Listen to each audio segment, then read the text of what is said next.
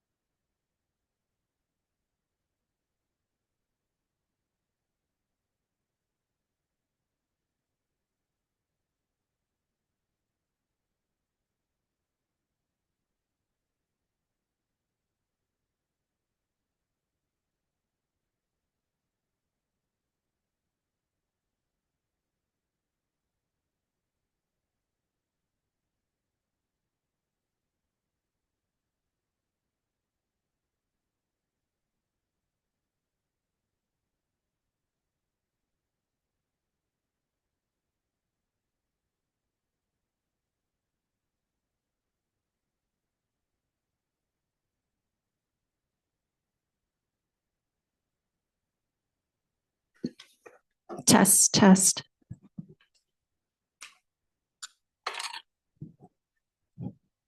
All right, good morning. I want to again welcome all of you to today's event. It's being hosted by the Nevada Apex Accelerator, which is a division that is part of the Nevada Governor's Office of Economic Development. And before we get started, I did want to quickly share how many veterans do we have in the room? If you can please stand.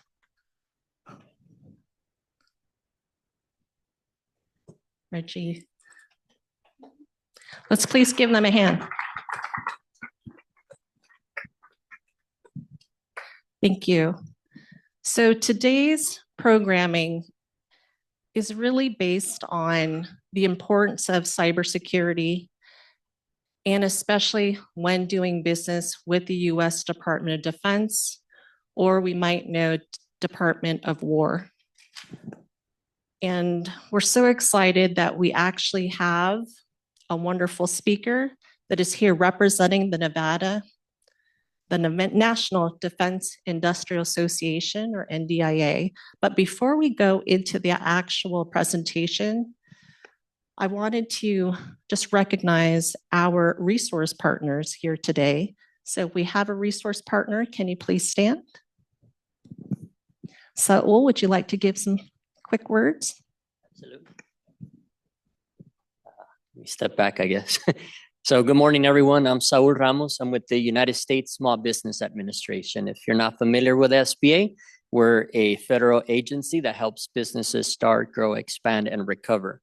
And a lot of the, I would say, interaction that we have with small businesses, especially in the space that you're in right now, is with government contracting. If you've ever heard of set-asides, certifications, 8A, woman-owned, veteran disabled disadvantaged hub zone, that's us, right? That's the SBA. So I am the district director here for the state of Nevada. All the certifications that I just mentioned, fortunately or unfortunately, we don't process them in our office, right? It goes up to headquarters in DC, but we do help facilitate with that interaction, and we work closely with Joan's team and helping folks increase their government contracting. We have our own set of tools, and I think the takeaway here is that one, you know that SBA does exist, that we have our own tools because it could really supplement what Joan and her team does. For example, there's a platform that we have called BidSpeed. It's a very good tool. It supplements and complements a lot of what Joan's teams does. And it's if you've ever heard of SAM.gov, all right, well, it's another tool. It's like SAM.gov on steroids. And it has a customer relationships management program. I think last time I shared it, there's a gentleman over there that has been taking advantage of it. Feel free to talk to him and see if it's helping him out or not. So that's a little bit of what I wanted to share, Joan. I'm really excited to be here. I do appreciate you allowing us the opportunity to be here and inviting us. So I'll be here around. Feel free to come and chat with me if you want to learn more. All right, thank you, Saul. All right, so our presenter today is Mr. Reggie Richardson, who was standing earlier because he is a U.S. veteran. And Reggie, please share the branch of service that you were with. 20 years Air Force. Woo! Please. That is awesome. If you guys do not know Reggie, I will say this. If there's any champion in Nevada when it comes to ensuring that science, technology, engineering, and math, or STEM, are well known by our state's youth, especially in Southern Nevada, Reggie really represents what I would call advocating, mentoring, and making sure our youth in our state are really studying STEM subjects and actually have pathways into the STEM profession. And I really think that, you know, what Reggie does on the side like that is really important. And aside from that, he is, again, the president of the National Defense Industrial Association, Southern Nevada chapter. He is the owner of Sapphire Blue, a long-standing defense contractor. And I was going to say he actually happens to be a Nevada Apex Accelerator client. So without further ado, here's Reggie. Thank you, Joe. First of all, thank everybody for coming out.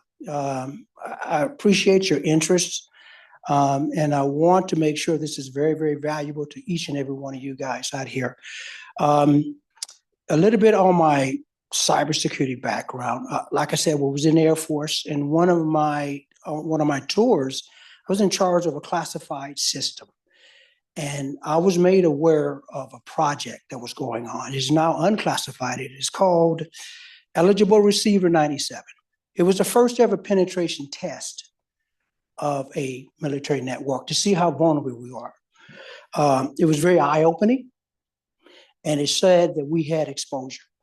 And so two of the things that came out of that was the National Institute of Standards and Technology's 800 series, number 53, which is the standards for compliance for locking down networks. The second one went a little deeper into something they call Security Technical Implementation Guide, how to lock down all of these controls. Now, from that, you'll look it up on the web and they'll say that's the birthplace of cybersecurity. It got me really engaged, so I went on in a career at Cisco, doing engineering work.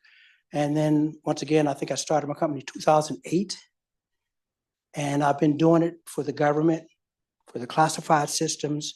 And in 2019, I got wind of this compliance thing coming down. And it was originally just for people to come out and just lock down your system. So what they did was the government says, we're going to do a self-attestation that you've done all these things in accordance with this NIST standard, the new one, which is 800-171. So everybody attests that they got it done. Government went back and checked. 500 companies, not one passed. Not one. So the government says, nope, that's enough of that. So they came up with, we need to have a way to make sure people are doing what they're supposed to do.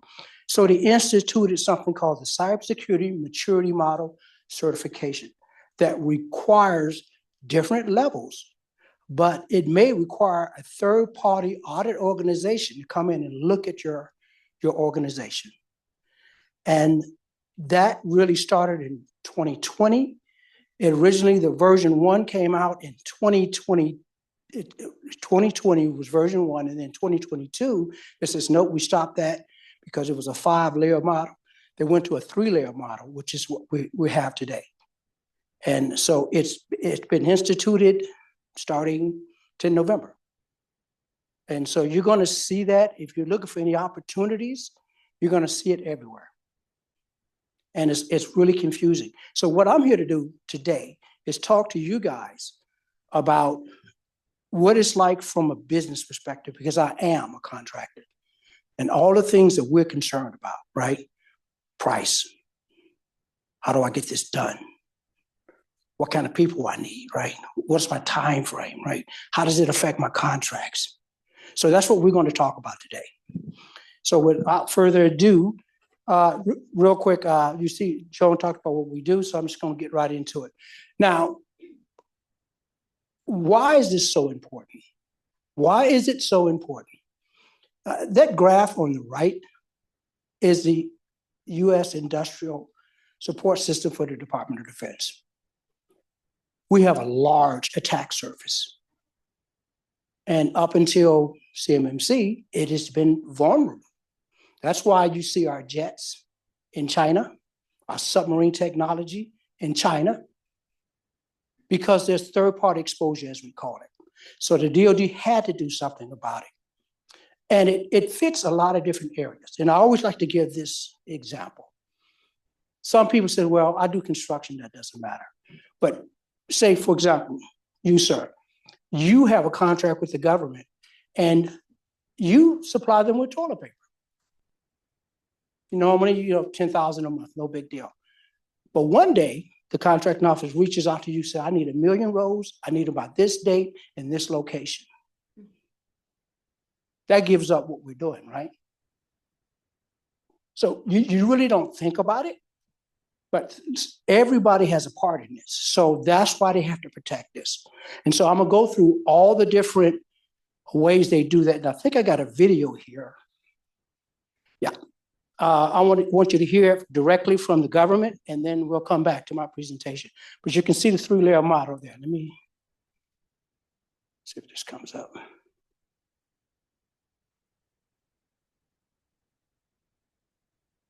Let me see something.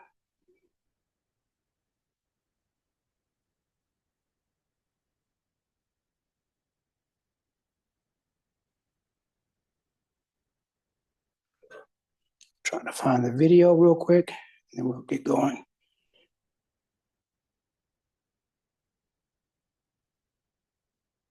Okay, here we go. So I'm gonna play this for you guys. Cyber attacks are no longer an emerging threat.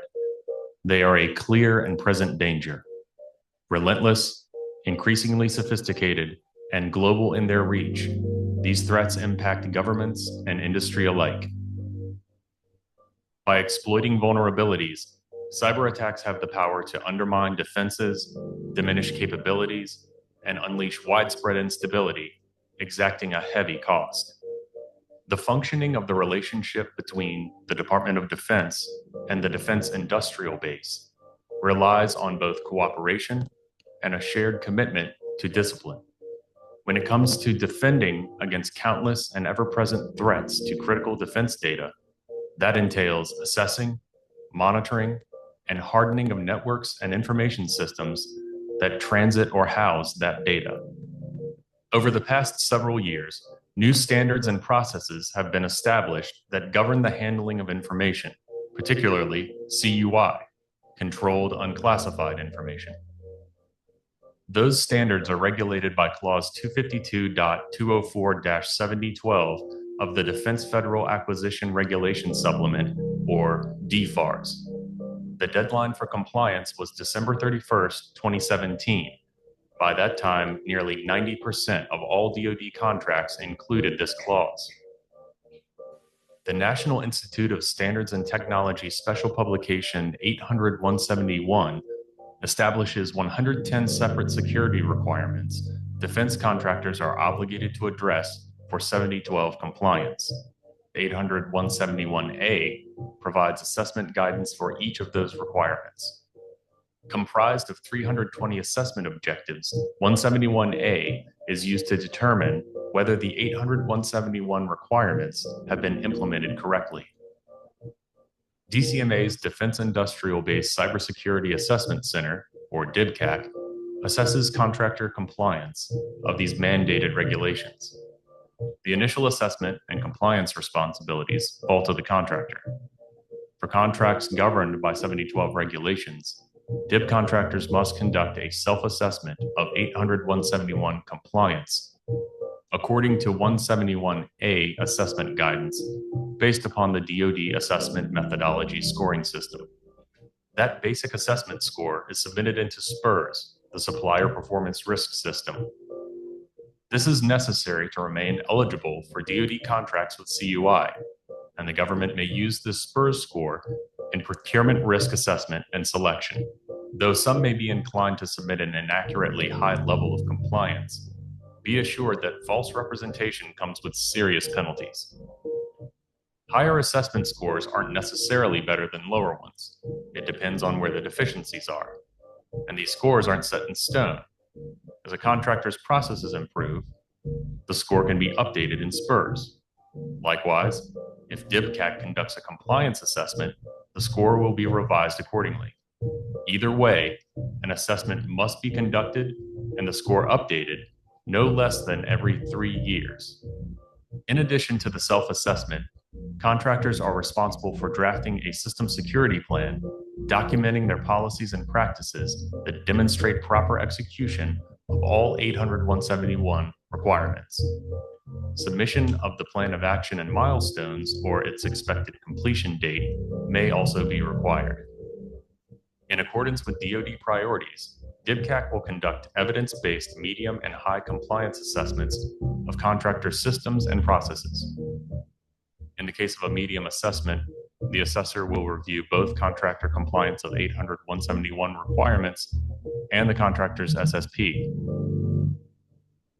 A high assessment takes this a step further and entails both a virtual and on-site evaluation. The contractor should be prepared to provide documentation, diagrams, or other objective evidence that demonstrates proper execution of the 800-171 requirements. Here are just a few important reminders about CUI, as well as some best practices to ensure that security and compliance are maintained. First, CUI isn't just data provided by the government. It can also be generated by the DIB in the course of development or work performed.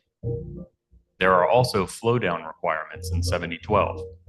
When handling CUI, a prime is responsible for ensuring that any subs or suppliers in its chain are also compliant and have submitted their own self-assessments. A prime can request the basic assessment scores from its subs and suppliers. Reduce risk by restricting access to CUI at every turn, physically or otherwise. Utilizing an enclave environment has the dual benefit of isolating sensitive information while limiting the scope of the networks and information systems subject to 800-171 compliance. If there's ever uncertainty whether any information being handled constitutes CUI, check with the prime or with the government for guidance. The protection of CUI, as with all sensitive and proprietary information, must be of paramount concern for all who possess it, whether in the DIB or the DoD. The threat and potential for harm posed by cyber attacks is already grave enough without sustaining incidents caused by a failure to comply with existing standards and regulations. Control the flow of information. Know what you're sharing and who you're sharing it with. Be proactive about compliance, certifications, and the requirements of a DIBCAC assessment. Be vigilant and be prepared.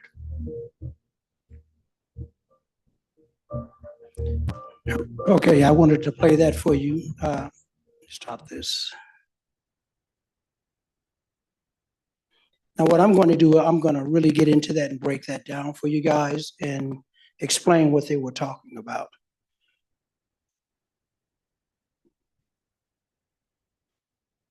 Okay.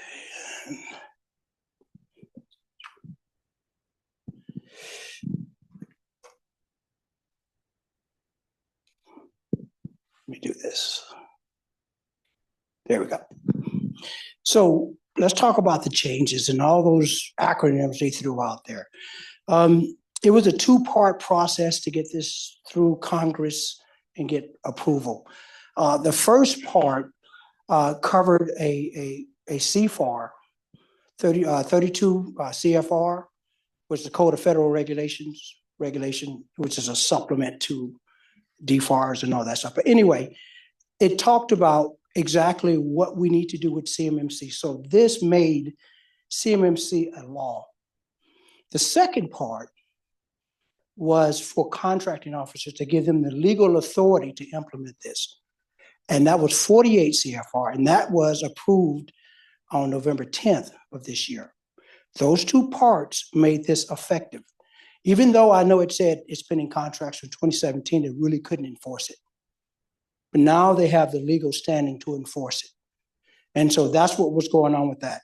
So let's talk about what these three parts are. I want to talk to this. So who determines what contracts have CUI or FCI? It's usually either going to be the program offices or your contracting officers working with program officers, and they also work with security professionals to say, this contract looks like it's going to contain information that needs to be protected. And that's how they determine that. So that's what that role is. Now, the DIBCAT, their role is, and they just started that organization, 2022, 2021, yeah. Anyway, their job is to go around and assess. This is the government organization that's going to go around and says, okay, you say you have a level 1. Okay, no problem. We believe you, so show me. And they go through and they work with contracting officers to validate that the people are in, their scores are accurate and that everything is being done.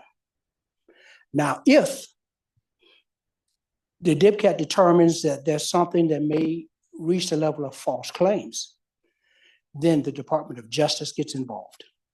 So they're the legal arm of enforcement. So you got three roles. The contracting office, program offices determine what is CUI or FCI. The DIPCAT verifies it, and then the Department of Justice enforces it. So I talked about when it started, but it's a crawl, walk, run effect. So I want to really get into this.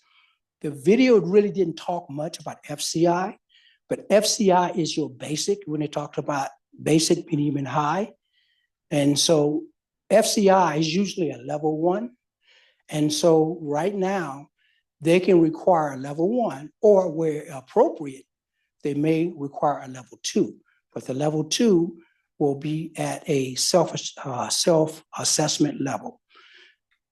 Let me talk about level 2. Level 2 has what they call a bifurcation. So there's 2 levels within a level 2. You can self-attest and submit all the documentation. Where warranted, they may say, oh, no, we need a third party to look at you.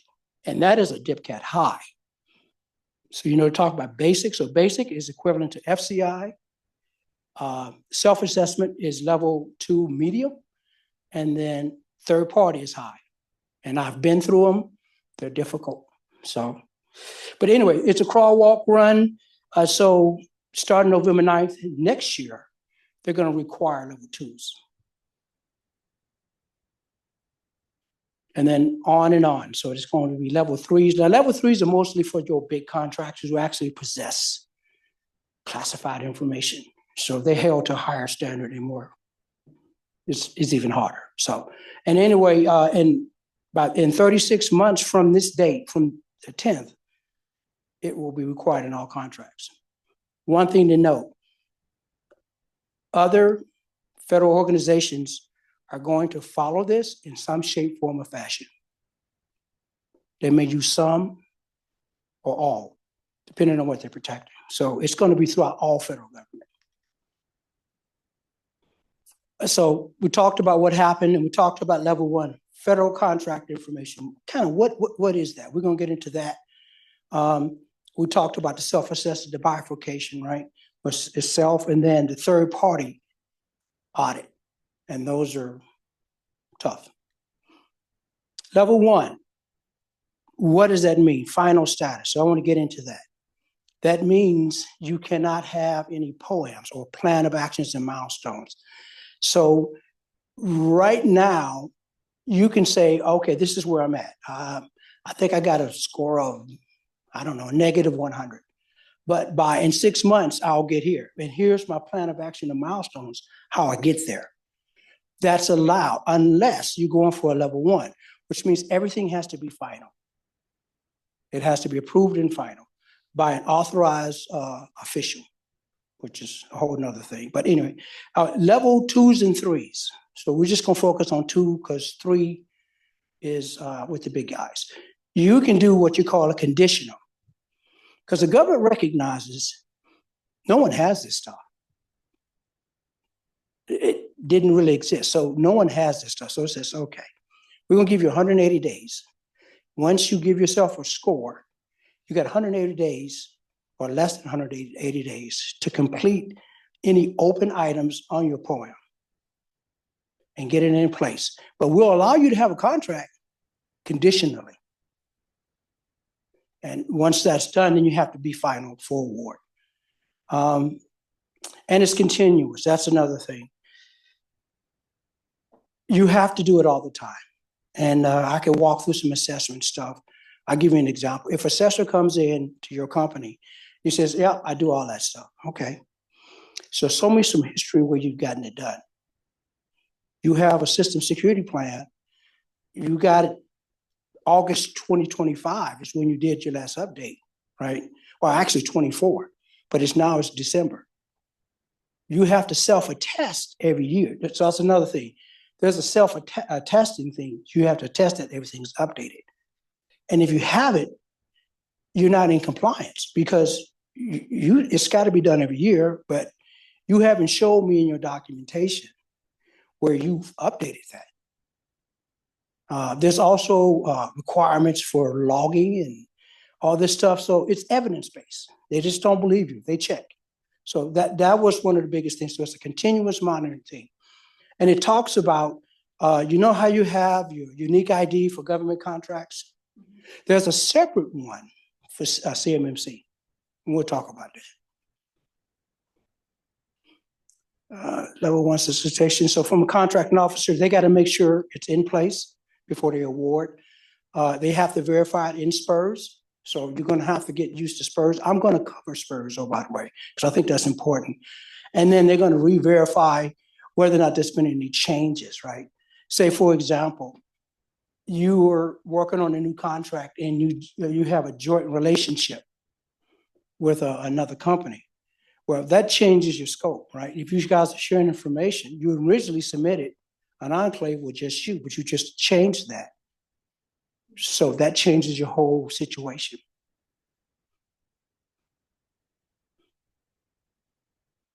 So let's look at this mini flow chart. I created this to make it simple to understand how the contracting officer looks at this, right? If it's commercial off-the-shelf stuff, they don't care. You're good. You're ordering Dell computers for the government, you're good. But if it requires you to have access to CUI or FCI, then this implements. So level 1, if it's at a level 1, it has to be final. Level 2 or 3, it has to be conditional or final. They talk about missing and expired information or annual. If you're not up to date, then you can lose your status. So it's a continual thing that you have to do to stay eligible for contracts. Now, from a prime contractor standpoint, they have to do the same thing. They have to do the same thing. They have to make sure that you're doing it. So they typically, and no one does it the same, but they'll typically send out, do you have an SSP? Do you have a POAM? They'll ask you these questions, and you're going to attest to your prime contractor that you either do or do not, and when do you plan on having it done? And oh, by the way, if you enter the SPURS score, like the video said, it says, could you submit that information to us? And that covers the prime. So the primes cover their basis by asking those questions. If the government comes out and you're not doing this, then the prime can say, listen, you're not meeting your contractual obligations and you're a risk to this contract. And they're going to take appropriate action. So they have to go through all of that. And if you are a sub, but you have a first tier sub, guess what? You're responsible for your first tier sub.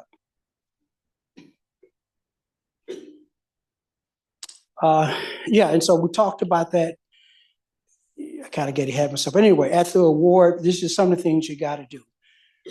Proposal stage, it really starts at your proposal stage because now you have to share the information, right? How do you share that information with your proposed partners? So you have to make sure it's in place then. So for you guys looking to get into this, I will tell you a lot of these large primes are going to be looking for companies who have certification. It's the easy button for them, providing everything is verified. But so that's what they're going to be looking for. So you just work through the same process. Only difference is that you still have the requirement to maintain and sustain your certification status, which could involve hiring people. It can involve a lot of stuff. And we'll get into some of that stuff. So I want to talk about the actual juggling act. And because I am a contractor, I feel you guys' pain. Trust me. But why do you do it? You want to continue your revenue, be eligible for more contracts, be more attractive, be able to renew your contract. Because it's all based on that and eligible. And oh, by the way, you don't want any legal liability. FCI, Federal Contract Information. It has 17 requirements. And under that, under those requirements, there's certain practices you have to demonstrate. So you have to understand when you guys out there looking for vendors, if you need to make sure that you get a good vendor. If somebody says we can do 110 controls, I would be suspect. If they say I can do 17, I would be suspect, because there are 69 objectives that must be met before you can meet all 17. So it's more work to it than what you think. So vet them closely. But FCI is covered under a different FAR 52204-21, and you can't have any poems. Remember, it said it had to be final, so you can't have any poems. Now, if you process, store, or transmit CUI, then you are obligated to make sure you can protect it under 7012. Under that, that's the requirement you have to do. And you have to do it based on CMMC standards and the assessment guides under 171A. Not 171, but 171A. And you need that. You also, part of level 2 is also demonstrating level 1. So those are the differences. So let me pause there. Any questions? Because I can go through a lot of information really quick. What actions does a vendor have to do in order to be compliant? Let me go through it. I'll show you. Towards the end, I'm going to go through a little checklist of some of the things you do. And also, I'll show you some resources. Yes, ma'am.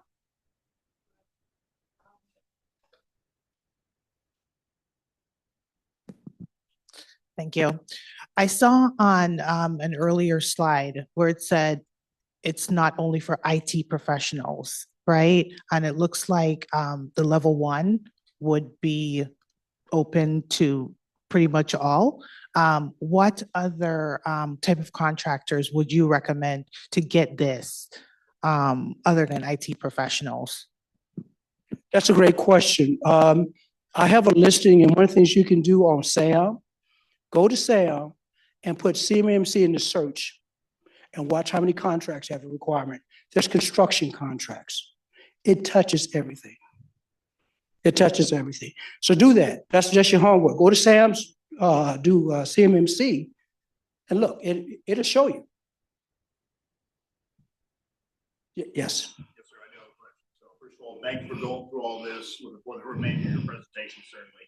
Now, if you're a contractor and you were issued either a United States government laptop or a subcontractor, you're issued like a Lockheed Martin laptop and everything, then you should, I saw the prior slide, so you should be at that point reasonably good to go. If you're working purely off of that Lockheed Martin or purely off of that U.S. government laptop, are you pretty good to go in that sense?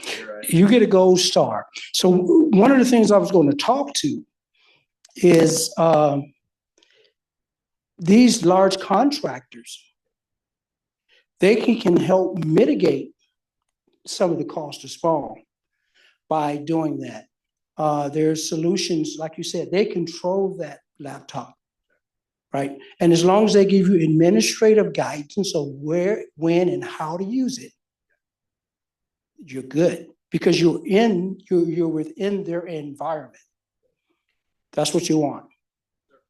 Yes. Government supplies programs that you need to use for cybersecurity, or you have to purchase it? So the government has some tools that we're going to talk to that are out there. There's one, you can write this down, CSET. Yes, CSET. Go look that up. It's a free tool to do assessments. Will it be enough to pass an assessment? I can't say that, but it will get you on the road towards the right way. It will definitely do that. So that one, I got some more resources that I'm gonna share with you guys so you can go through and look it up. Okay, I'll move on. Level 1 and 2, you need system security plan, plan of action and milestones, and a SPURS score. for, your level 1 or 2 self-assessment. Got to have it. Basic documents. There are templates out there, and you'll see some of them out there. Whether or not they pass the test for assessments, I can't say that because it's the body of evidence and the requirements are pretty stout. So, but that's what you definitely need. So what is a system security plan? It determines what your environment looks like, what your boundaries are, what do you protect? They want to know about your organization. What do you do? So it's your foundational document for how your business is going to operate and protect CUI or FCI. That's what it does. There's also associated policies and procedures that have to be generated. How you do it is up to you. But that's what it is. You have to have that. CMMC starts with an SSP. If you don't have an SSP, you haven't started. SPURS score. Procurement integrated in enterprise environment. It's in there. You'd have to register in there, and then you have to go in and do some more registration to get your SPURS score, and you'll see the environment. This is where you're going to put in whatever score you think you have. Do not try to impress the government and saying I have 110. I wouldn't recommend that because you don't know what you don't know. So be very honest. If you got a negative 52, you got a negative 52. It is what it is. But you do have a plan to fix that over time. But do not. I had an organization that thought they had it and had some guy fit it out and say it was 110. He said, could you look at my documentation? I said, sure. I looked at it.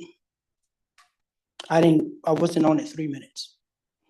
His own documentation said he wasn't complete, but you scored a 110. I said, I would recommend you pull that down because that's a false claim. So yeah, you have to be real careful. So we talk about the basics, the medium and the high. But we're talking about that. So down at the bottom, that kind of what it looks like. But let me get to the next one because this is what it looks. I wanted to share it with you guys. So this is what it looks like when you log in. This is really what it looks like. And then once you get in there, you will go over.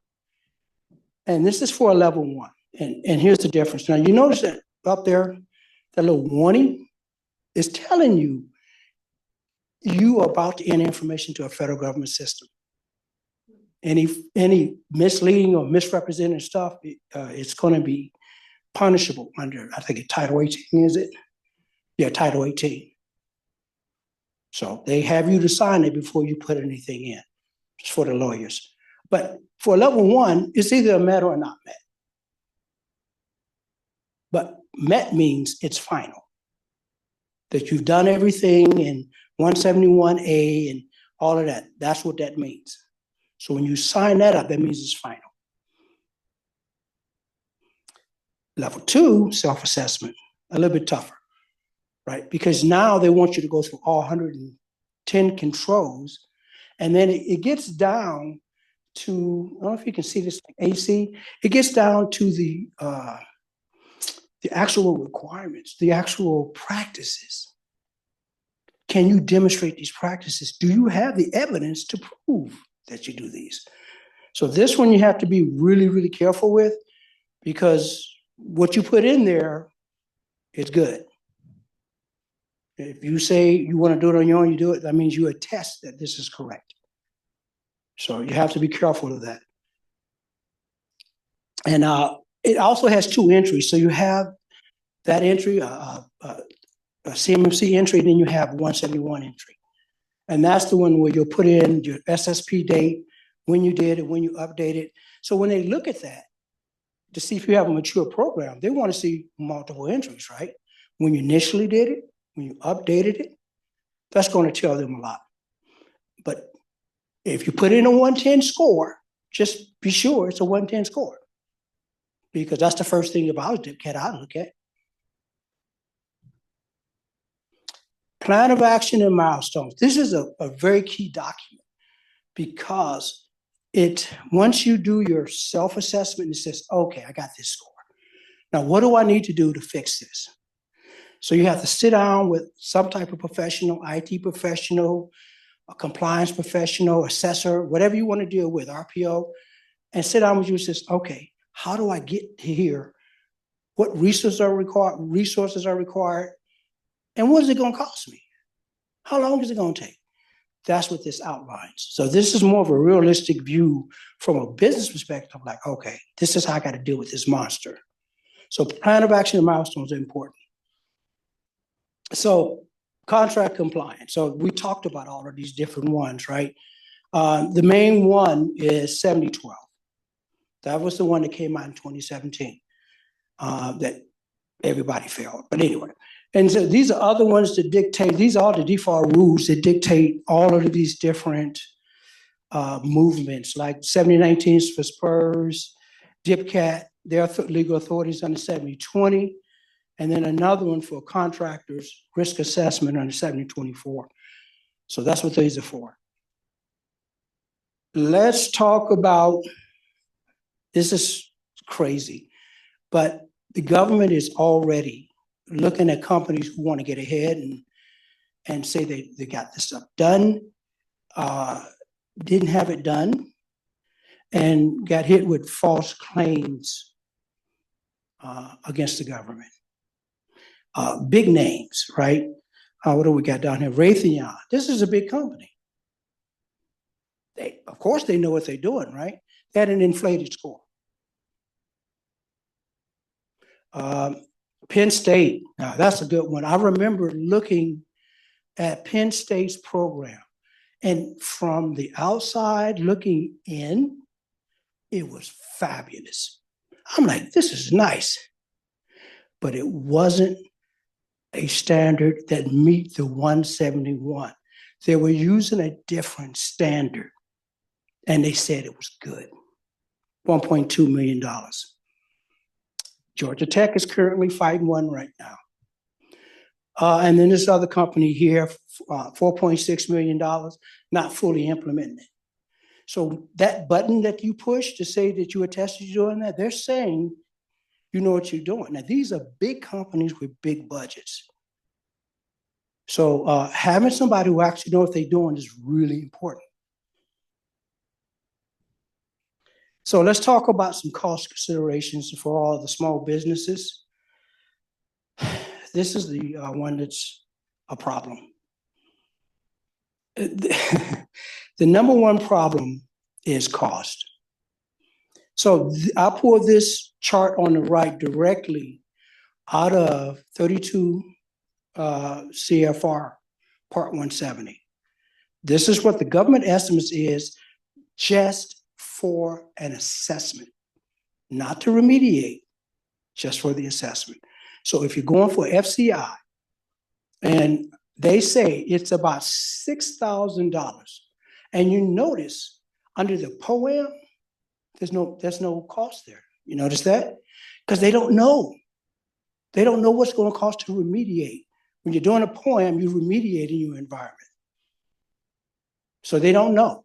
I can tell you ×2 on average. Same thing, self-assessment.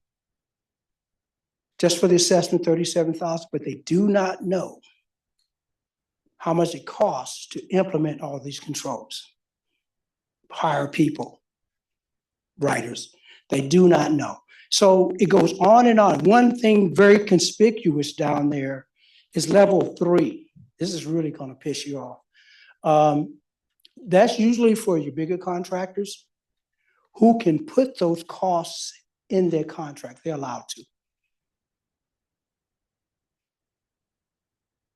Not fair, but that's what it is. So that's why they know what that number is under POAM, because that's usually, I think it's for the alarm system, the response time. That's what I think it's for.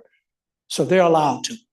If you're doing a level 3, you're allowed to add that into your contract. But one of the things you're dealing with is time. 12 months, 18 months, if you do it on your own, it's time consuming. Then you have to have people.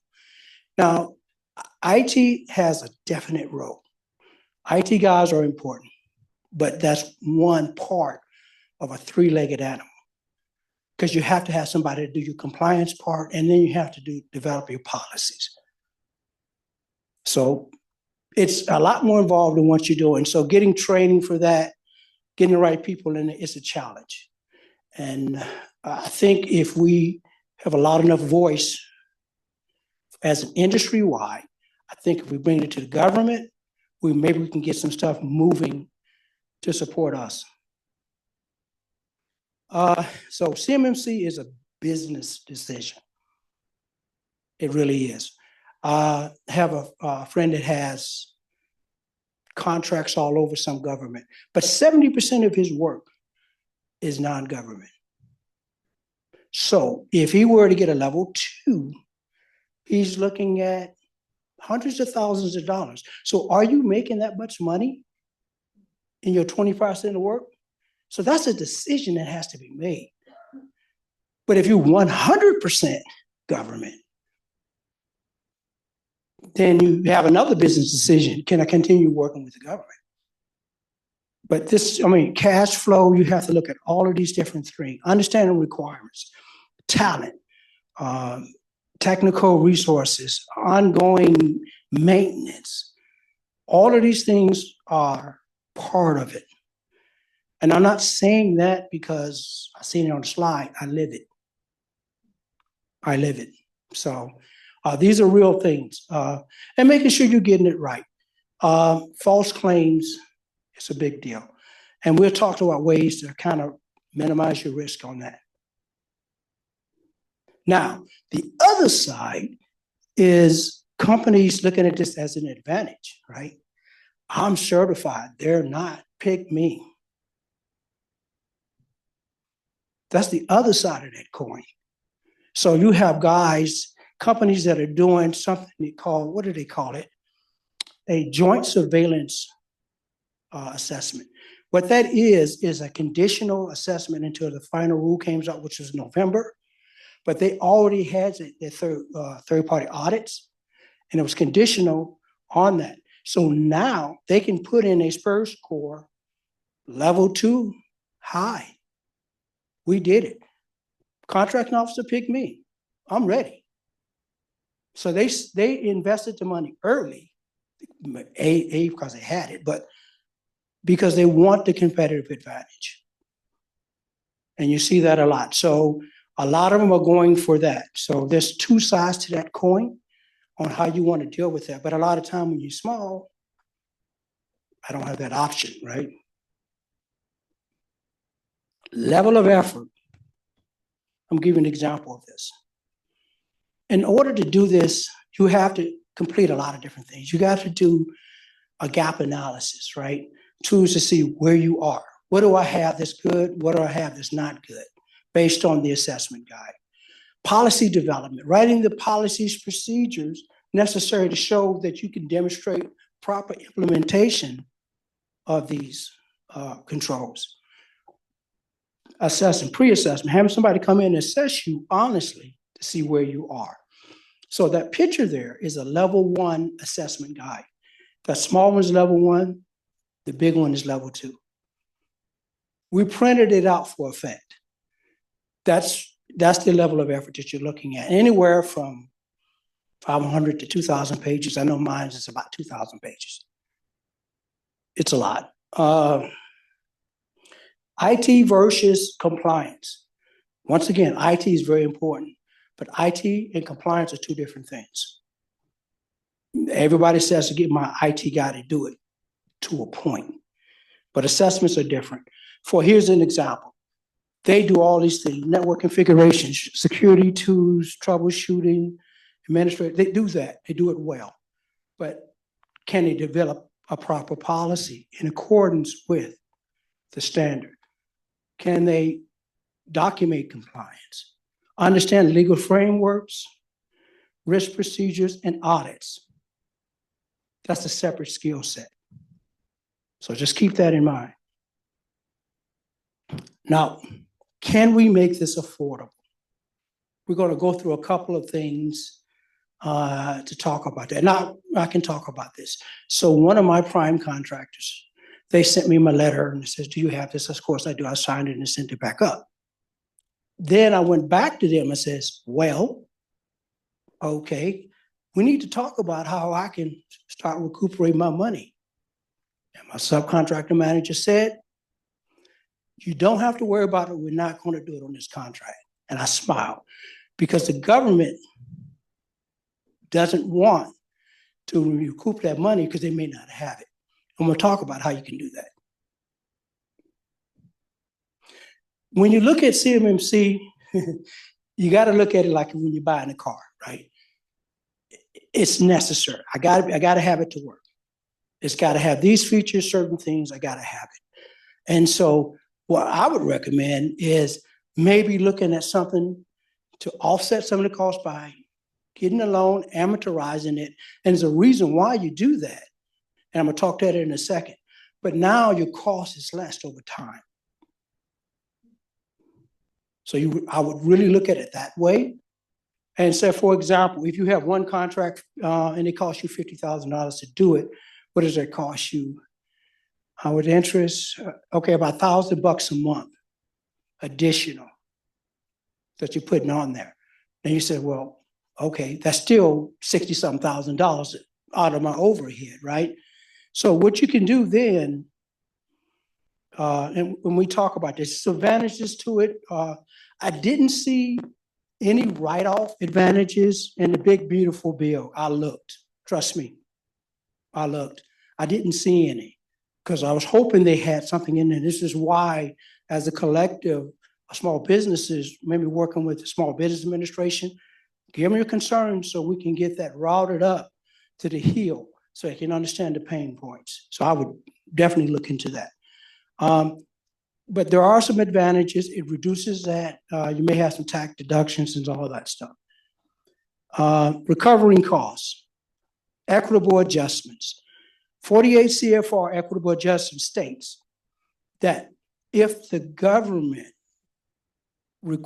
adds a new requirement to a contract that wasn't there, you can ask for equitable adjustment. And that's a negotiation thing.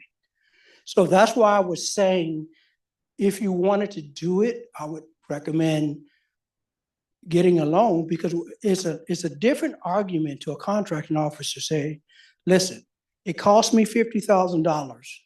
This is a 5-year contract. So let's just break that down. That's an additional $1,000 a month to my contract. That's an easier sale than saying, coming in and says, okay, I spent 50, you give me 50. That's why you want to look at it that way, because you still have to negotiate with the government. So doing things like that helps mitigate that. Who do you trust? Ask a lot of questions. I have to be careful what I say, but vet your vendors. Ask the hard questions. You want to know, okay, what kind of experience do you have? What kind of direct CMMC experience do you have? Are you an assessor? Do you have assessors on? How seasoned are they? Can you give me a list of clients that you have that we could talk to? And really vet it because it's really on you. Now, I would also recommend using the Cyber AB. That is a nonprofit organization that controls the ecosystem of assessors, CC3Os, and all of that. And they work directly with the DOD to make sure things are good. So at least you have some type of protection, a way of talking to somebody and saying, hey, is this a good company? Because they're supposed to vet their companies that come in. So that's one way you want to do. But ask a lot of questions. There's a lot to it. SMEs, yes. Make sure you got good SMEs. They should be able to do this, have hands-on knowledge of implementing controls, understand both technical and policy side. Be able to produce documentation and understand all the essentials.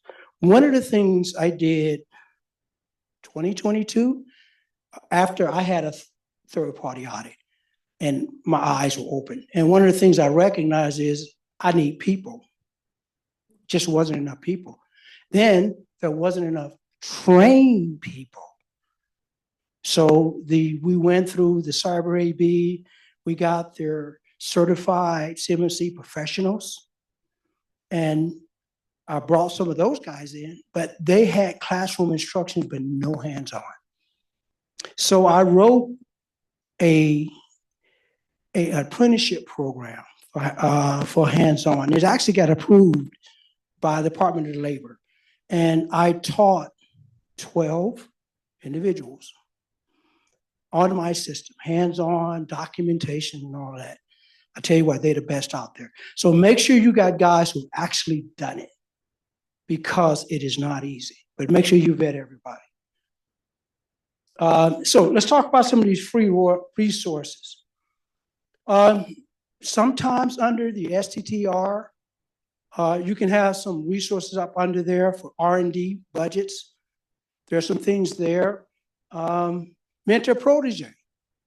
If you enter into a mentor protege with a larger company and you create an environment where you share information, that helps offset costs. So that's another strategy. NSA, they have free tools that they can provide you cybersecurity as a service.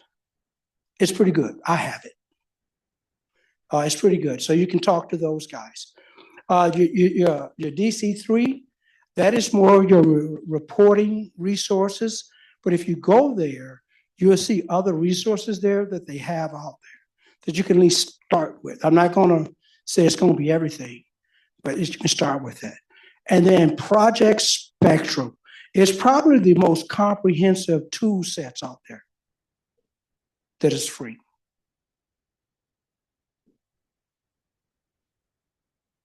So I got some handouts I can send out to you guys, but these are a lot of the additional resources that are out there that you can get to.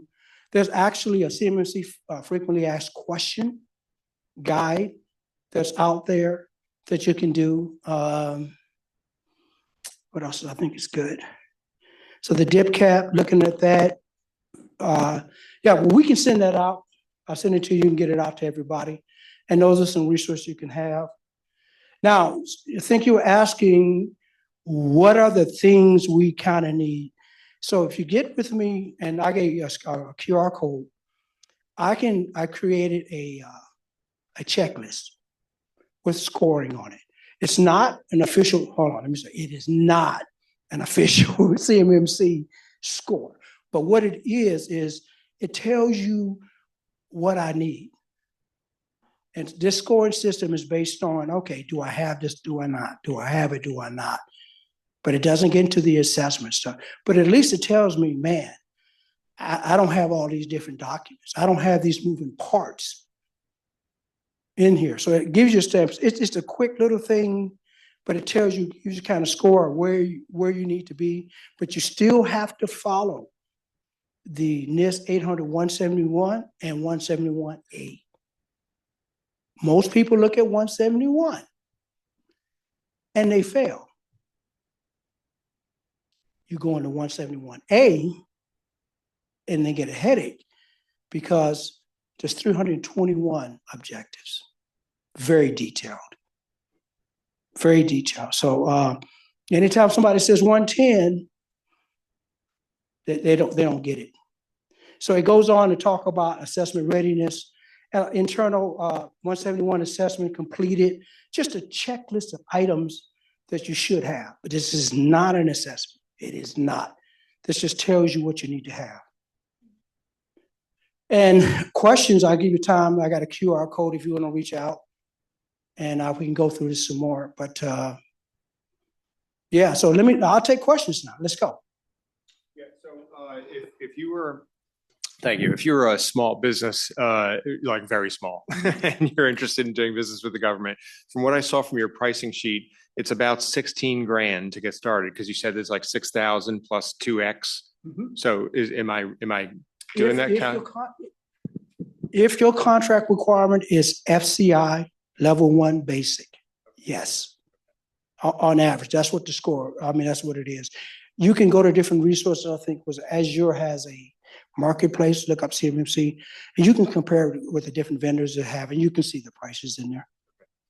Just a quick follow-up, professional services. So, somebody asked about IT. So my business is professional services. So I don't know if that's something we can talk about offline or in terms of like, would that be a requirement or not kind of thing? You talking from a contract standpoint?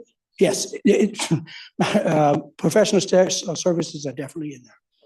Yeah, so like I said, go to sam.gov, put in CMMC, or even put in your NAICS code for the professional services and you'll see. Yep.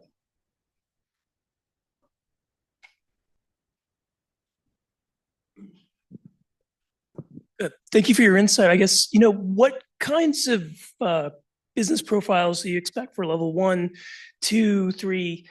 At what point do you need clearance, to do a background investigation? I mean, it's a lot of information. So like, are there general kind of like, rule of thumbs for level 1, 2, or 3? So that's going to be determined by your contracting office. So I would recommend, once again, go to sam.gov. If you're really concerned about specific NAICS codes or professional services, and I actually have a handout up there that was one of my partners done, but it'll show you the NAICS code and it'll show you right down there, this is what we require. So it's actually in the contract requirements now. Yeah. Yes. What role does cybersecurity insurance play in a contractor's overall risk posture? I love that question. That's something I've been fighting with for years. The insurance agency does not have a good grasp on cybersecurity. Yeah. So one of the, and we can talk offline because okay, great. So I've come up with ideas. I've talked to Beasley and all those guys, trust me. And I said, you need a way to mitigate your cost. If somebody is compliant with, like, say, CMMC, you should count that. You don't penalize a company who has advanced defense level security in place versus the rest of your portfolio who's just not doing anything. I think that's an advantage for insurance companies to say we can offer get if you do these things. And there's writers available as well. Yes. If you go through an assessment and it costs you, $20,000, if you purchase a writer, they can offset that. See, I didn't know that. So you guys hear that? Yeah, because I originally got my first cybersecurity insurance in 2011. It was $500. It jumped up to $14,000. I will tell you that insurance market for cyber and data breach has softened in the sense that there are tons of additional insurance carriers that are offering different types of cyber now. But in addition, they understand, I would say, like the increased exposures, things that we haven't seen before, right? Whether it be phishing, social engineering, different kinds of ransom, you name it. It is not as expensive as it has been historically, but in addition to all that, the coverage is far more superior than we would have ever seen again in the past. I think some of the challenges have been certain cyber claims couldn't get paid, right? If there's an OFAC situation or if there's a claim that, like when the state got breached, if they elect not to pay that ransom or even the MGM breach, things like that. But the cyber coverage is available. It's there, again, depending on what your contractual requirements are for who you're performing work for. The coverages are there. The cost is not as expensive as it has been. You can typically, some of those line items that I saw on there about having your systems audited and checked, you can get insurance carriers that will run dark web checks, all kinds of things for you to help you get in compliance with those contracts. No, that's good information. It has come down because I found a different carrier, much less. And you're right, there's more of them out there now. Shared carriers. Yes. You might have 4 that will come in, like a Lloyd's of London, a Beasley, you name it. I'm sorry. You may end up seeing like a quota share, if you will. So it's not just like Beasley or Coalition or AtBay or whomever it might be, but you might see 4 different carriers come in and play, depending on how tough your contract is. You could have 4 different layers of coverage shared between those 4 different carriers. Like I said, I've seen it myself, and I've seen it go up and just come back down, but everything you said is spot on. Here's the problem. The government doesn't care if you have cybersecurity insurance. Isn't that interesting? It is not a requirement. You have liability, general liability, things of that nature, but they have never, you can check it. They have never done that. Well, I would love to, because I brought this up in 2016 and they looked at me like I was crazy. So I don't know. Any more questions? So it looks like from a variety of sources, to include state of Nevada, it looks like the start here is the Project Spectrum. And do you think, I mean, just for breaking it down for folks who maybe don't, they're starting a new business, whatever the case may be. So, start here. Do you recommend the Project Spectrum as their self-assessment to just give them a little bit of a heads up in terms of where they are? Yes. Yes. Okay. Project Spectrum, a lot of these GRC tools all work basically off of CSET. They do. There is no magic pill, trust me. I've seen a lot of different GRC tools. They come to me, I look at them, and I'm like, yeah, okay.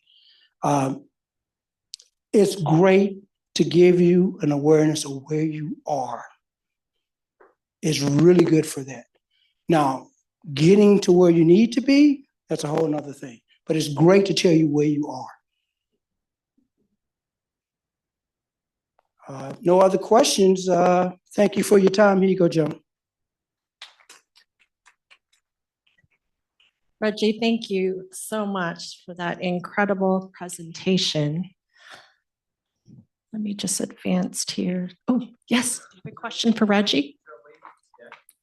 Yes, so what the Nevada Apex Accelerator will be doing is we will actually be providing a link to a recording for this presentation. So you actually see both the actual slides and receive the context that will be done, the verbally. So you will actually get the link to that. Let me just advance here. Okay, thank you. Okay, just double check here. All right, what I think we're going to do, because we are ahead of schedule, I'm going to go and already just give a presentation. And then after this presentation, before we actually break, I want to pass the microphone to each business representative that is here, because I would like for everyone to know who is here. And so that you guys could potentially even network when we do have the break after the Apex presentation, because I will say the strongest thing that you might leave with today will be the relationships that you'll be forming, or even, even making stronger. Because I know there's many of you here that already know one another from the industry or just from being in business in Nevada. What I would like to do right now is actually have the GoEd leadership please stand to be recognized. We have Dr. Dorian Stonebarger here from the Nevada Governor's Office of Economic Development, or GoEd. I will tell you that, being with Apex being a division within GoEd, we would not be where we are today if we did not have the support of leadership. So I just want to say many thanks to Dr. Stonebarger. Next, I'd like for all of the Nevada Apex Accelerator team members to please stand. Let's please give them a hand. If it wasn't for them, Apex would not be doing the excellent work it is doing for the state as it helps the business community go after those government contracts at the local, state, and federal levels, and even subcontracts with the government's prime contractors. Next, if you are a GoEd colleague to us at the Apex, please stand and be recognized. Excellent. So the gentleman back there, Shaq, if you could stand. Shaq is actually with the Office of Entrepreneurship for GoEd. I just have to put this plug in. If there's anyone that's more well-connected in the tech scene, I would say Shaq is definitely the person that's in that space. Thank you.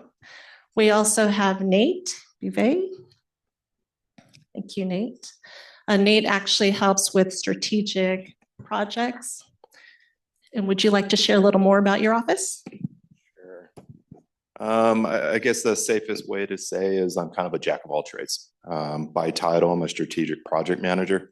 So it could be anything from infrastructure, utilities, working on the governor's petition for hub zone designations, kind of do a little bit of everything. So thank you. Thank you for that. All right, let's go into the presentation here. So again, my name is Joan Rubin, the director of the Nevada Apex Accelerator, again, a division within the Governor's Office of Economic Development. And so we have actually been a division since the 1980s in some form. A lot of us know that we used to be called the Nevada Procurement Technical Assistance Center, or PTAC. And when the program was started by the U.S. Department of Defense back in the 1980s, they had put the PTAC program under the Defense Logistics Agency, or DLA. And then some years ago, especially because of vulnerabilities to the defense industrial base and the supply chain, they actually elevated the program from DLA and put it right into the Pentagon under the Deputy Undersecretary for Defense for Acquisition and Sustainment, to show how important it is to make sure that we are strengthening the defense industrial base, or DIB. We are a taxpayer-funded resource, and so we do not charge for our services. And a lot of small business always ask us, is there a fee? And we say, you are already paying for it. These are your taxpayer dollars at work. And so when you do come in for services, and I'll go into a number of things that we do, you'll see what value we can bring to the business community. And we are actually funded in part by the U.S. Department of Defense, through the Pentagon, because they have a number of objectives and initiatives they have to advance to make sure the American public, especially the business community, knows about. Right, so for some of you, you might not know, so the APEX program, it's actually part of a nationwide network. And so US states and some US territories will have an APEX accelerator. So for example, here in Nevada, we have our APEX accelerator with 2 offices, one in the state capital in Carson City, then here in Las Vegas. But we are a statewide APEX providing services to either urban or even rural communities within the state. When you have states that have very large populations, where it's, for example, California, Texas, New York, they will have more than one APEX accelerator just to service the number of, the larger populations and the greater number of businesses. All right, so it is our goal here at the APEX Accelerator to make sure you have tools to know how to pursue, for example, those government opportunities at the local, state, and federal level, and the opportunities with the government's prime contractors. And we do cover trying to share and put the awareness out. How do you find the solicitations? Whether, for example, at the federal level, they're in the contract opportunity section of the System for Award Management or at sam.gov. For the state, for local government, there's a number of portals that we can give you information for, so you can find those requests for proposals or RFPs, those invitations for a bid or IFBs, or the requests for quotes or RFQs. A lot of people don't know that there's a number of federal programs wanting to tap into your intellectual property, your innovation, and your inventive ideas. At the federal level, there is the Small Business Innovation Research Program, then a number of federal government agencies from NASA, Department of Defense, Department of Energy, and the list goes on to about 15 strong. They want to tap into your intellect and see what types of innovative ideas you might have for the next generation of technology and cutting edge ideas. The same goes for the Small Business Technology Transfer Program, another federal program known as STTR, where you have a small business paired with, for example, an institution of higher education. So you might be looking to participate in that. It's around 14, 15 federal government agencies involved. And what's interesting is maybe you might want to tap into the resources at the College of Engineering at UNLV, UNR, the list goes on. They could actually be your prospective subcontractor under a STTR type opportunity.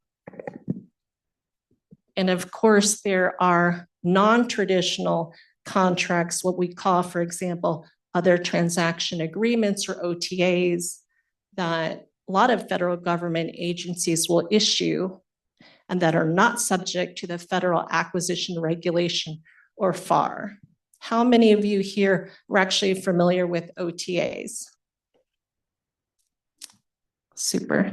All right, thank you. All right, so when businesses are able to secure those contracts, subcontracts, purchase orders, they're really helping to achieve a number of missions, not only missions for their own company, but missions for their clients, whether they're government agencies or not. You are helping to achieve a mission.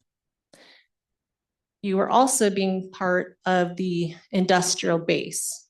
No matter what industry you're in, you're helping the business community in your respective area and state. And I will tell you, when it came to the program being implemented back in the 80s by the Department of Defense, they wanted to make sure that, yes, industry was strong in the respective states, because without industry, it's a national security issue.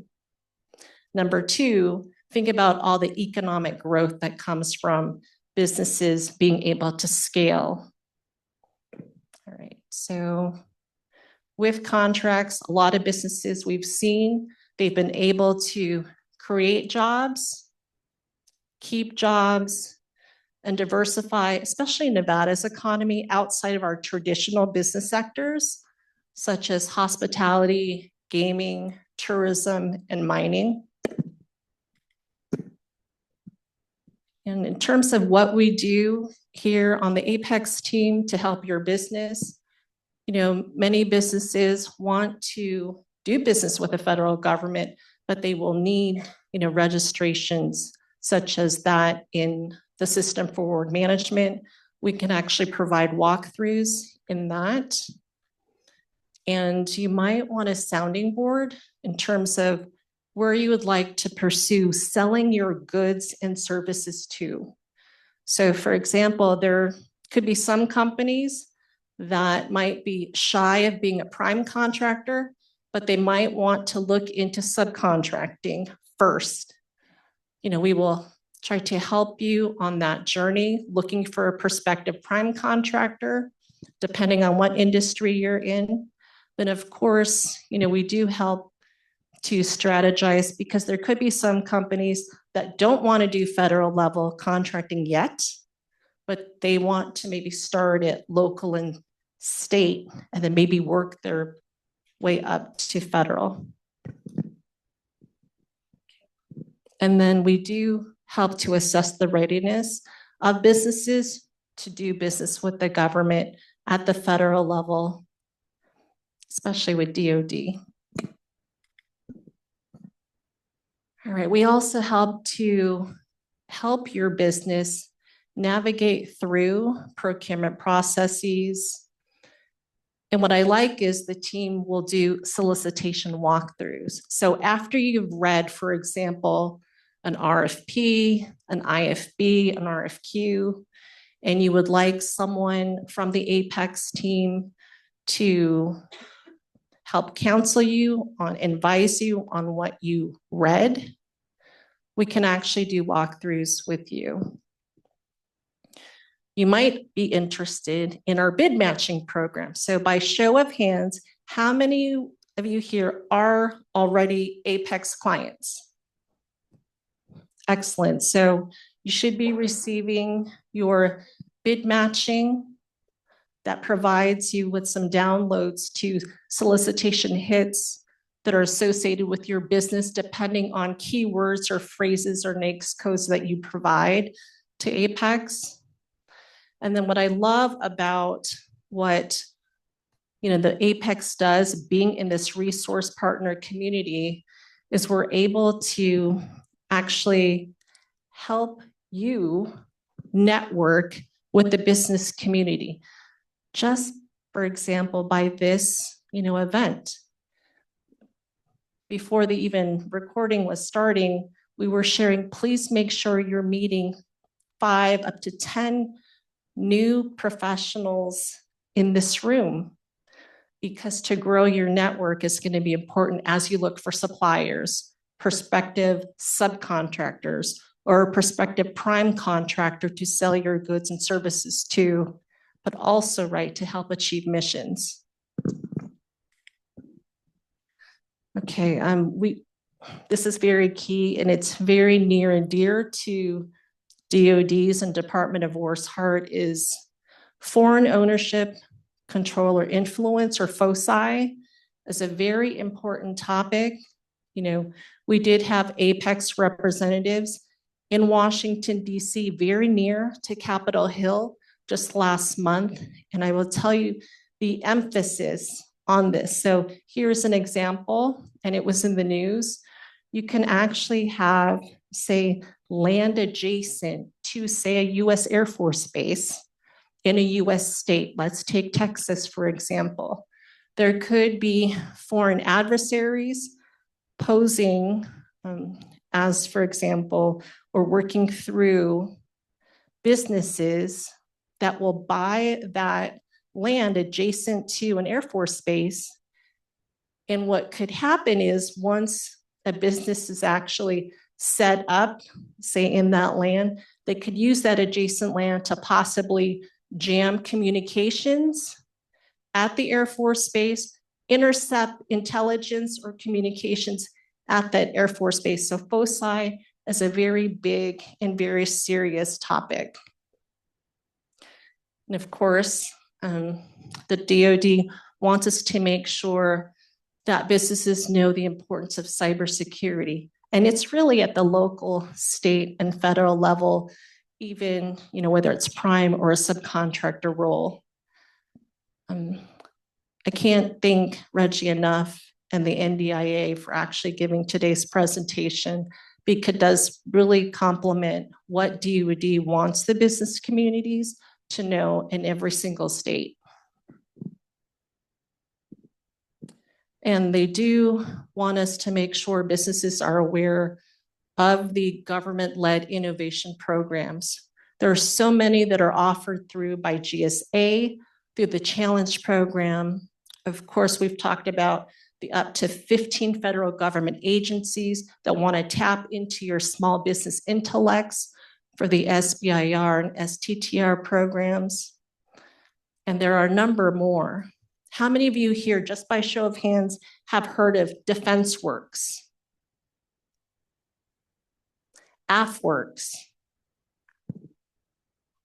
The list goes on. Okay, so please make sure, if you didn't know already, we'll be going into more of these programs and touching on them at our January 12th event that I will be talking about in just a bit.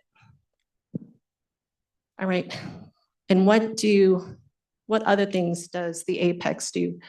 We actually help to make sure that businesses like yours know how they strengthen our industrial base in our state, whether you're serving as a prime contractor or a subcontractor or a prospective prime contractor, subcontractor that's never even done any government-related contracting. If you want to get in and be part of the ecosystem, a great, segue or the first step would be to become a Nevada Apex Accelerator client. And then the federal government does want everyone to know, especially those that are in the science, technology, engineering, math, data analytic, spheres or areas. There are 21 critical technological areas, and I will touch on them in just a bit, but they span from anything from advanced manufacturing, advanced materials, robotics, autonomous systems, space technologies, and so on. All right. So there are a number of SBA certifications that are offered. I do list 4 here so that you know that when it comes to government contracting, and if there is a business that actually applies for and earns these certifications, they can actually help potentially when a business is going after government contracts, because the government agencies, they do have sometimes partial set-asides, full set-asides. Sometimes they even go sole source to a company to obtain, goods or services specifically from a certain company.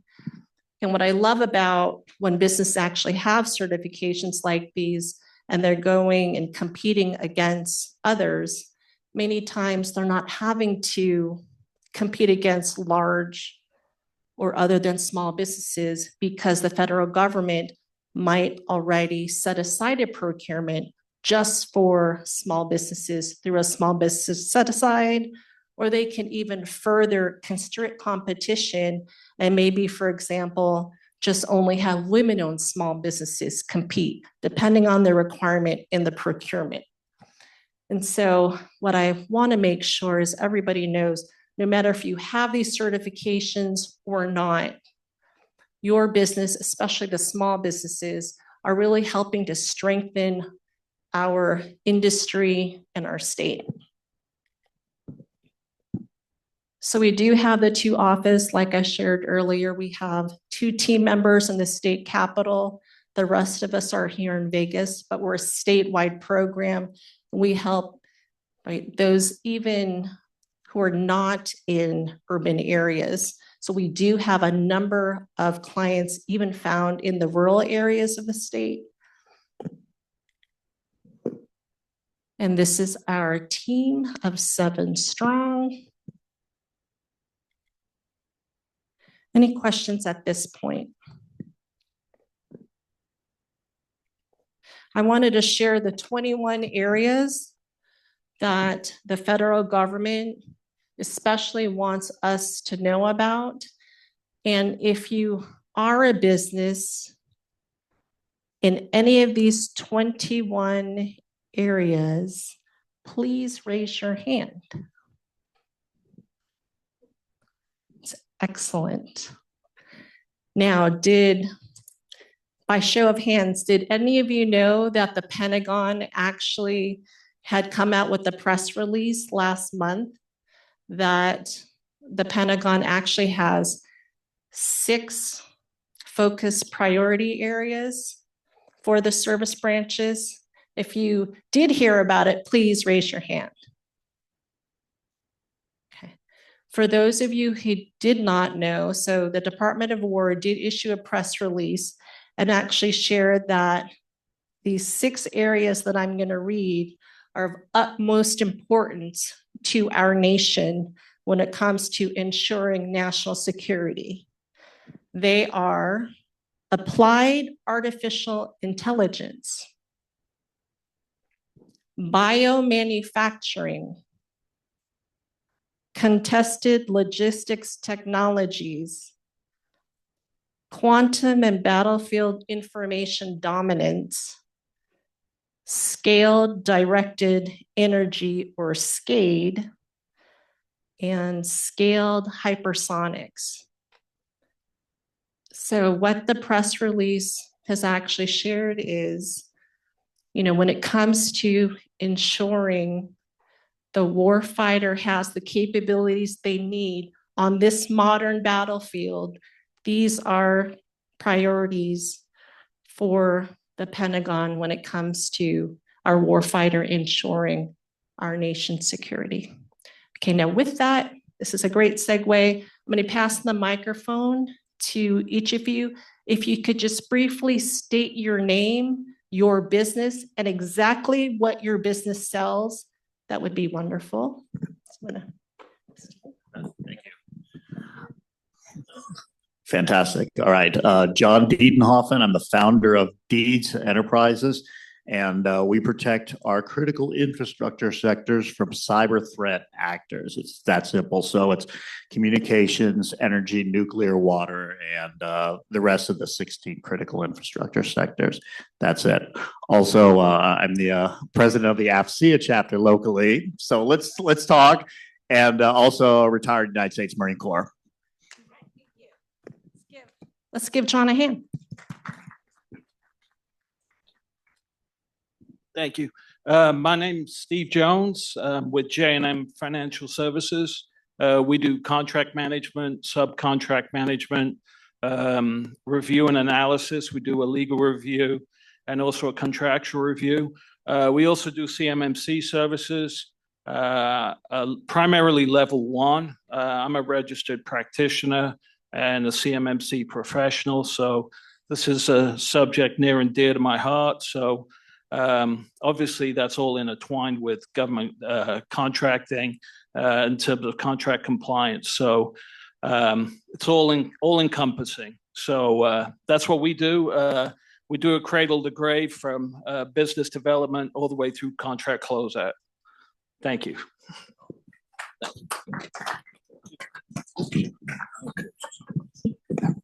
I'm cold.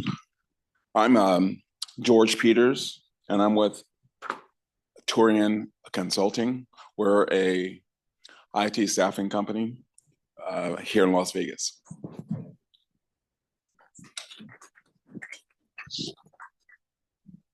Hi, everyone. My name is Ken Fogarty, and I'm the CEO of Dale Carnegie. So Dale Carnegie is a performance educator.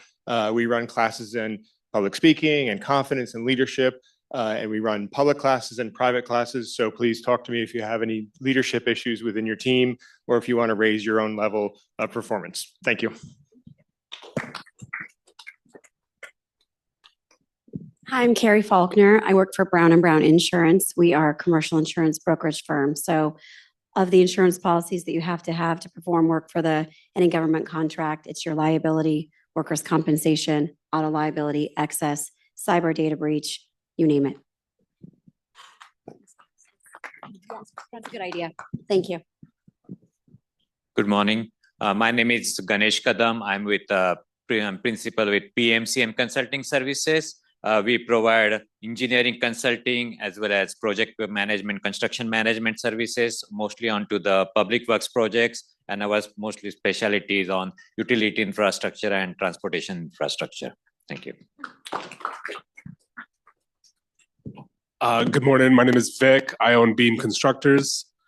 I think the best way to do this is I'm working on 3 projects right now. They're construction projects. They're all in construction now. Design build, so taking it from design, management, construction. So I'm a GC with an engineering background. Hello, everyone. My name is Shelby Schaefer. I'm also with Brown & Brown Insurance. As Carrie mentioned, we do everything from general liability, auto, work comp, and of course, your cyber insurance.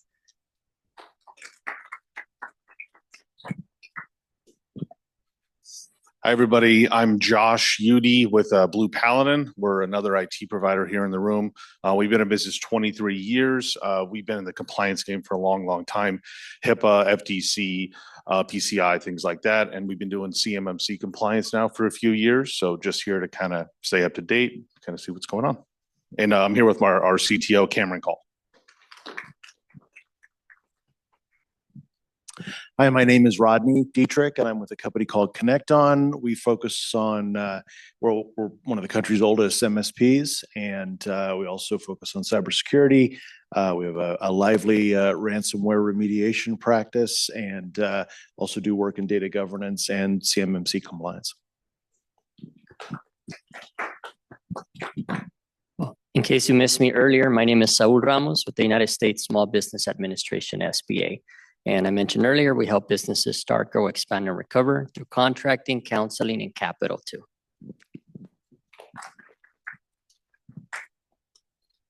Hello, everyone. My name is Sidoni Naismith.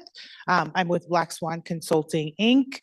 We are registered in Nevada, in Reno, Nevada. So I speak to Candace Mayer a lot. And thanks to her, we just got our small business women-owned small business certification. Is something that I had on the back burner for a long time. So thank you. She's been amazing. Thank you for that. We are also registered here newly and hoping to expand a little bit more. What we do is various data analytics services. We are a little bit in the AI world, and we also do some business intelligence. We do a lot more work with the state of Nevada, and we're looking to go a little bit deeper from a federal level. So that's why I'm here today too, to just find out and to let everyone know if you're looking for subcontracting subcontractors, we are available in that capacity as well. Thank you. Good morning. My name is Andreina Jaimes with Airworks Grading and Paving. We do excavation, grading, paving, mainly for commercial, but also residential for private and public sector. And currently we are in the process of registration with some. Thank you.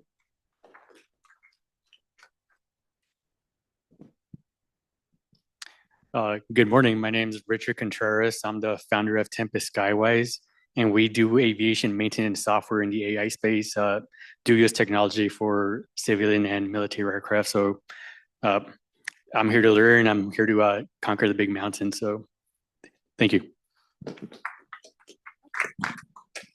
Hi, I'm Debbie Banco. I own Link Technologies. How are you? I haven't seen you in a while. We do a lot of different things, but primarily I'm here because we are a CMMC certified provider as well. And I'm actually looking for partners, subcontractors, protege opportunities with us as being the mentor. So I'm kind of open to that and very interested in your forensics work, maybe as a partnering type of thing. So we should talk. And we also do a lot of project management. We're an MSSP. And we do staffing as well. So we're a large small business. We're just right there, like dangling. And our biggest contract would be the DECA contract all over the world. We do all the cybersecurity for them, so including governance and compliance. So thank you. Hello, my name is Robert Eldridge, and I'm a brand new contractor. Got my cage code last week. So that's a big thing. I'm actually a wholesaler, and my business plan when I got involved in this is to find small businesses that don't want to do all this. And that was my business plan. And so as a wholesaler, I can work with anybody, any vendor, and do anything. Plus, I also have an insurance background, so I can do a little bit of that too in this. So anyway, that's what I do. And my name of my company is Civexa Corporation. Thank you. My name is Danny Rakestraw. I'm with BEC Environmental. We do environmental planning, compliance, permitting, monitoring, oversight. We work in the hazardous materials side of the business as well as natural and water resources. So we're supporting and planning and permitting for a lot of the restoration and recovery projects, as well as a lot of the infrastructure, highway, power, water lines, and we do all of the help from start to finish typically on a lot of these projects. We also are assisting a lot of our clients in getting and managing and implementing federal grants. So we have that connection as well as doing some DOE and DOD work. So.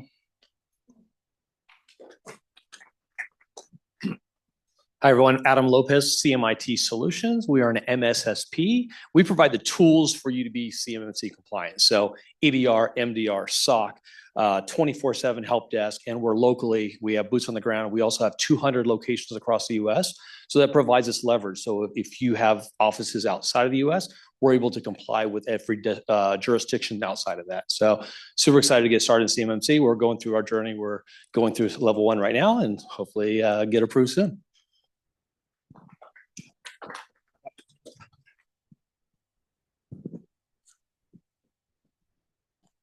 Phil Anders, Extreme Cubes, Henderson, Nevada, global headquarters around the corner of Lake Mead and Eastgate. We're part of the Ahern family of companies. Extreme Cubes manufactures turnkey modular steel buildings, everything from blast cubes for the US Air Force to projects for Space Force, Northrop Grumman. We're looking to grow our business in federal space. The downside of federal contracts, they're brutal. The good news is they're take it or leave it. There's no negotiations. The problem in the private sector, the larger the contract, you could spend 3 months in negotiations. So we're pivoting not only from large scale private projects, but growing our business, especially we were part of that initiative you mentioned. They're looking to equip our war fighters with turnkey modular barracks that can be deployed and scaled. So they reached out to us or in phase 1 of that project. So we're familiar with that initiative, but we have not taken advantage of Apex. I think that's been a big mistake that we're going to correct. I'm just going to go back and I'll come back to you. Oh, okay. There we go. Hi, yes, I'm LaDonna. I'm the founder of CAHRS LLC. It's a trucking business. My ultimate goal is to become a 3PL. I am a Teamster by trade. I work for Freeman. I'm one of the head leads on air freight. My biggest thing is basically finding stuff that I can transport within the Western states. So if you guys have any interest in me, I'll give out my information and you guys can contact me if you need it. Thank you. Wow, I am so impressed by the companies who are assembled here today and the industries that are represented. It is wonderful. I did want to share that on January 12th, Nevada Apex Accelerator will be leading a regional event on behalf of Apex Accelerators across basically the Western area of the US. But we will also have an Apex Accelerator from Guam, those from California. We're going to have Nevada obviously represented. And I just want to make sure that all of you take a flyer. If you have not already registered for our event, please make sure that you do, because we want to continue the conversation and we want to continue the networking that is happening and taking place here in this room. And you're going to be able to meet even more businesses in our community and regionally. So I'm going to start here with John. If you can just go ahead and take one and pass it on, that would be wonderful, because we do want to make sure we see you at that event, because it is specifically for science, technology, engineering, math, data analytic type businesses, and businesses who even want to support those types of businesses. The guests that we're going to be having, just as a sampling, you're going to be able to see Reggie again, who will be representing not only, Sapphire Blue, but the National Defense Industrial Association Southern Nevada chapter. And hopefully he'll have his colleagues there. We also have the 99th Contracting Squadron, who does the procurements for both Creech Air Force Base and Nellis Air Force Base and its leadership. They will also be there. We have, for example, the University of Nevada, Las Vegas, and their College of Engineering, and a number of representatives from even other colleges within the university, to include the College of Sciences, who will be there. The list goes on. There'll be plenty of networking, but what's so nice is the event is going to be right after the International Consumer Electronics Show 2026 that happens here at in the Convention Center. It's going to be taking place right after CES. It's going to be the following week, actually on a Monday, so that we can have the themes of innovation, inventions, high tech. And we just want to make sure that we take those themes and really apply them here within our state and then within our region. So I do want to say thank you all so much for coming to today's event. Now we're going to go right into our networking segment. Again, if you do not leave here knowing maybe an additional, 10 companies, I would be very disappointed. So please make sure you do network, exchange capability statements, business cards, what have you. And please do the same at the January event. And I hope to see all of you there. Thank you.